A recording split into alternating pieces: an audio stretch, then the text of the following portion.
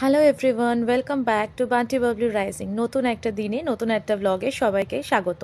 তো আজকের দিনটা ছিল বৃহস্পতিবার, আমার ট্রেনিং ছিল, বাট ট্রেনিংটা তাড়াতাড়ি শেষ হয়ে যাওয়ার কারণে বাড়ি ফিরে আসি। আর এত সুন্দর ওয়েদার দেখে ফ্রিজে কিছু চিংড়ি মাছ থাকাকালীন এই চিংড়ি মাছের মালাইকারিটা ঝটপট বানিয়ে দেখতেই পাচ্ছ রান্নাটা হয়ে গেছে। তারপর লাঞ্চ করার আগে দেখি বৃষ্টি পড়ছিল, তো ছট করে দৌড়ে ছাদে চলে গেলাম, গিয়ে একটু টিপ টিপ বার্ষা পানিতে একটু ডান্স করে নিলাম। ওয়েদারটা এত ভালো লাগছিল, কিন্তু ডান্স করতে করতে দেখলাম কি বৃষ্টিটাই শেষ হয়ে গেছে। কিন্তু যেহেতু ইনস্টাগ্রামে ভিডিওটা অন ছিল, তাই একটু নেচেই যাচ্ছিলাম, বেশ ভালো লাগছিল, ঠান্ডা ঠান্ডা হাওয়া দিচ্ছিল। কিন্তু মনটা পড়েছিল সেই চিংড়ি মাছের মালাইকারির দিকে। ভাবছিলাম কখন গিয়ে লাঞ্চটা করব। আমার নয় ট্রেনিংটা শেষ হয়ে গেছিলো, সেই কারণে আমি বেশ বাড়ি ফিরে বেশ আনন্দ মজা করছিলাম। বাট বরের তো পুরো অফিস থাকার কারণে অফিস থেকে তখনও ফেরেনি, অফিসেই ছিল দুপুরের সময়, তাই একটু মিস করছিলাম।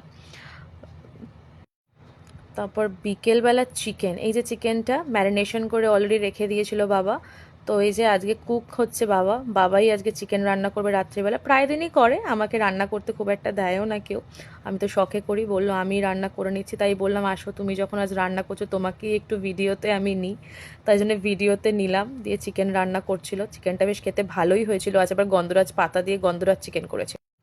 এই যে ডিনার করতে বসে গেছে বাবা ছেলে।